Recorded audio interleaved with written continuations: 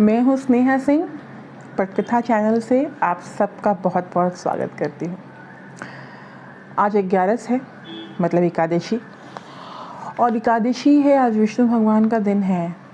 तो आज बहुत अच्छी एकादशी है। एकादशी में आप लोग जो मानते हैं, जैसे मैं मानती हूँ, मैं नारायण की पूजा करती हूँ, मैं शिव की पूजा करती हूँ, तो मैं बहुत मानती हूँ।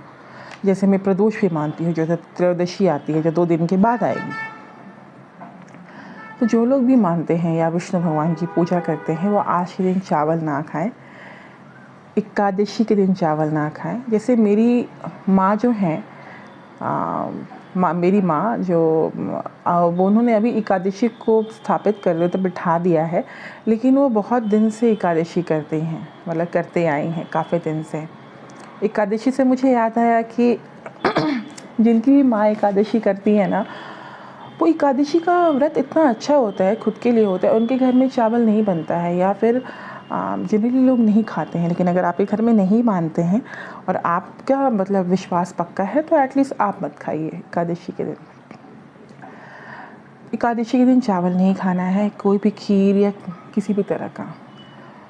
और एक चीज़ मैं बताना चाहूँगी कि जो 24 एकादशी कर लेता है, 1 महीने में 2 एकादशी आती है।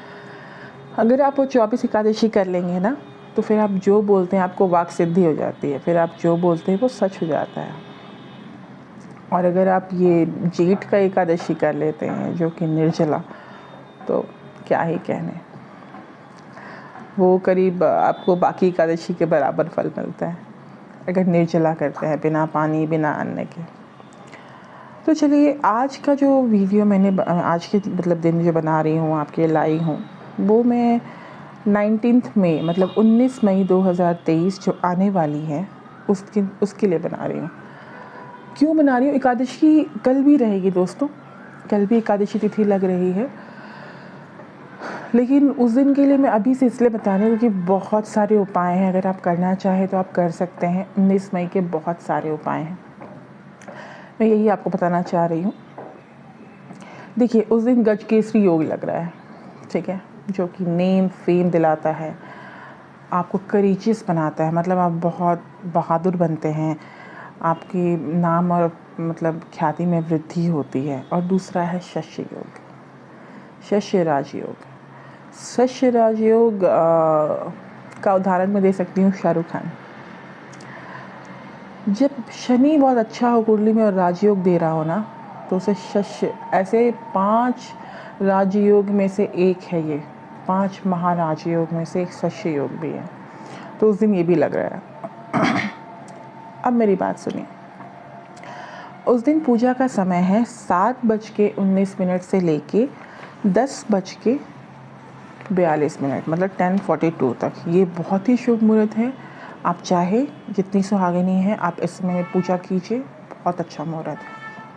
और नहीं कर पाती हैं तो कोई बात नहीं, बस राहु काल और यमगंड काल या कोई भी अशुभ मुहूर्त से थोड़ा देख के ही पूजा कीजिए, क्योंकि ये सुहाग की पूजा है।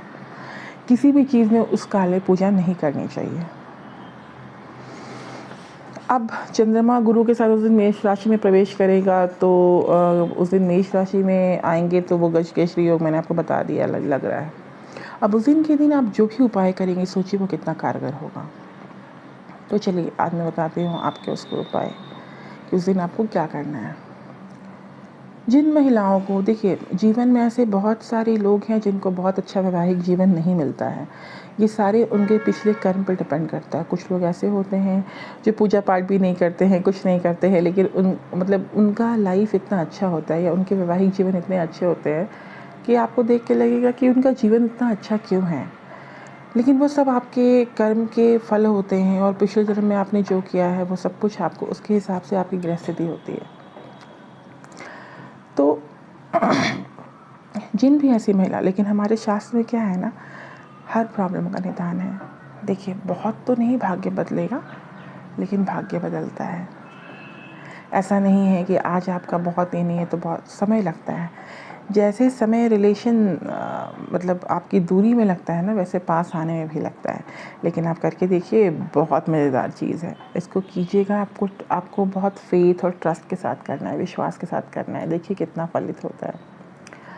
सबसे पहला है कि आप उस दिन सुहागिन का दिन है तो आप चूड़ी, बिंदी, मेहंदी, काजल, जो भी सुहाग की चूड़ी, मतलब जो भी सुहाग का सामान होता है, आप वो सब कुछ आप दूसरी सुहागिन महिलाओं को दान कीजिए।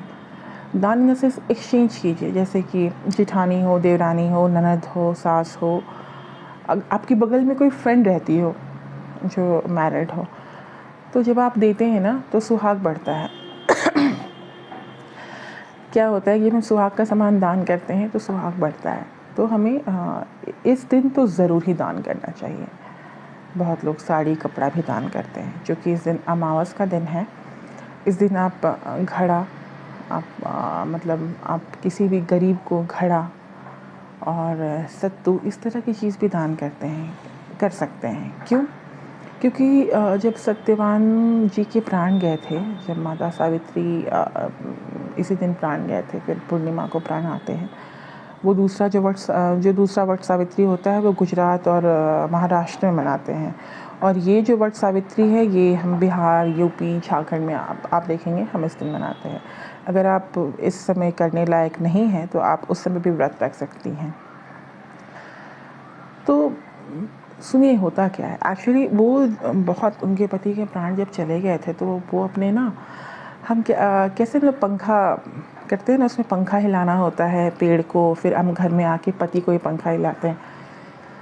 क्योंकि जब उन्होंने अपने माता ने अपने गोद में रखी थी ना, तो वो अपने साड़ी के आंचल से ऐसे झल रही थी कि उनके पति को, मतलब उनको तो, उनके लिए प्राण तो गए नहीं थे ना, तो वो ऐसे से झल रही थी। तो पंखा का दान, ठंडी चीज़ों का दान करना बहुत बहुत बहुत लाभदायक है। तो इन चीज़ों का आप दान कीजिए। किसी गरीब को करती हैं तो बहुत अच्छा, किसी पंडित को करती हैं तो बहुत अच्छा। सुहाग के सामान को भी, जैसे बिंदी, कुमकुम मैंने पहले कहा, वो भी दान कीजिए, क्योंकि इससे सुहाग बढ़ता है। अच्छा, जिसके रिलेशंस बहुत अच्छे नहीं हैं हस्बैंड से, मतलब कि जैसा रिलेशन होना चाहिए, तो आप घर में उस दिन बरगद का पेड़ लगा के घर में पूजा कर सकते हैं। बरगद का पेड़ जब आप घर में लगाती हैं, गमले में लगाया और उसके बाद उसको कहीं शिफ्ट कर दिया मतलब किसी ज़मीन में लगा के उसको पानी डाल के सींचा, तो जैसे जैसे पेड़ बड़ा होता है आपका रिलेशन भी अच्छा है। ये बहुत अच्छा टोटका है, आप करके देख सकती हैं। जिनके भी रिलेशन अच्छे नहीं हैं तो आप ये करके देखिए, बहुत फ़ायदेमंद टोटका है। उस दिन जो भी बरगद का पेड़ अपने घर पे लगाता है, उसके घर में सुख, समृद्धि, ऐश्वर्य, पति का प्यार, हर चीज़ पूरा अच्छा होता है। मतलब बहुत फलित है ये उपाय, तो आप ये करके देखिए।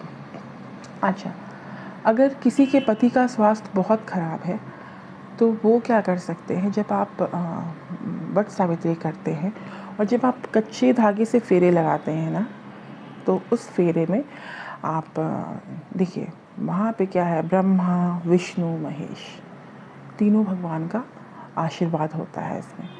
इसीलिए कहते हैं ये त्रिदेव के आशीर्वाद का पेड़ है। आप जब धागा उसमें से कर रही हो, 108 कर रही हो, 11 जितनी बार फेरी लगा रही हो, उसके बाद त्रिदेव को प्रणाम करके अपने पति के स्वास्थ्य के अच्छी कामना मांगे। मतलब आप, मेरे पति का जो भी है, मतलब जिस तरह का भी है, जिनके भी पति की तबीयत ख़राब है, जो भी चीज़ें हैं वो बोल के कि इनकी उम्र लंबी करें, इनको स्वास्थ्य करें, इनकी आयु बढ़ाएं, और वहाँ से वो धागा वो तोड़ के घर लाना है।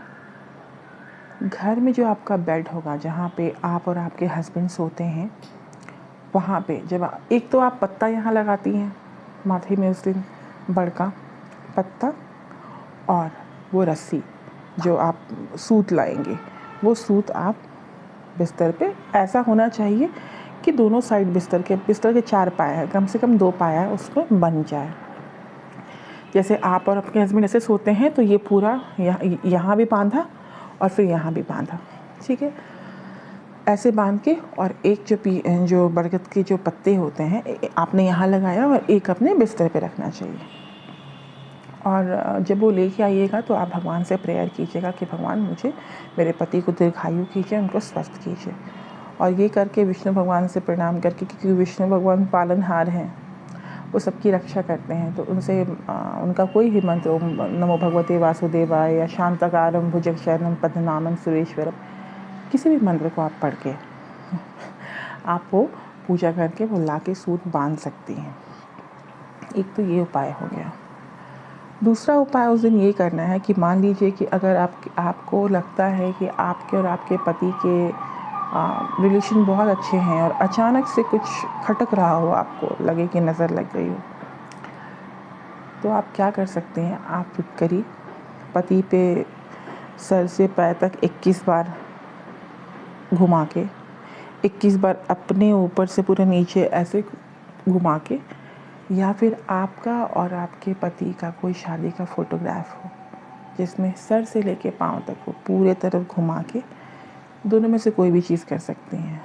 उस फिटकरी को ले जाके बरगद पेड़ के नीचे खोद के वहाँ डाल के, और किसी भी पत्थर, ईंटा या बगल में कुछ दिखे उसको उठा के उसमें विष्णु भगवान को ऐसे ही हाथ से सिर्फ ऐसे लिखना है। विष्णु भगवान मतलब विष्णु, महादेव, ब्रह्मदेव तीनों को लिख के कहना है कि भगवान में जो भी नज़र है इसको मैं यहाँ दबा रही हूँ। वो पत्थर पे आपको सिर्फ हाथ से लिखना है, या आप पानी रख के भी आप लिख सकते हैं। छोटा सा लिखिएगा। लिखने के बाद, या अगर आपके पास मोर पंख है तो आप मोर पंख से लिख सकती हैं, और नहीं तो फिर किसी भी चीज़ से आप ये उंगली का भी प्रयोग कर सकते हैं, लेकिन उसमें लिख के उसको छोड़ देना है। और ये उपाय जो भी नज़र दोष है, एक तो फिटकरी का काम है क्लीन करना, वो साफ़ करेगी ही करेगी, साथ में ये उपाय सुपर्ब है, आप करके देखिए। आप एक नया जुड़ाव पाएंगे अपने और अपने पति के बीच में। तो ये उपाय आपको वट सावित्री के दिन करने हैं। बाकी उपाय मैं आपको नेक्स्ट वीडियो में बताऊंगी। आज के लिए इतना ही। अब मुझे आज्ञा दीजिए, कल फिर मिलते हैं। हरे कृष्णा। हाँ, भूलिएगा नहीं, लाइक कीजिए, सब्सक्राइब कीजिए और प्लीज़ शेयर कीजिए। Thank you.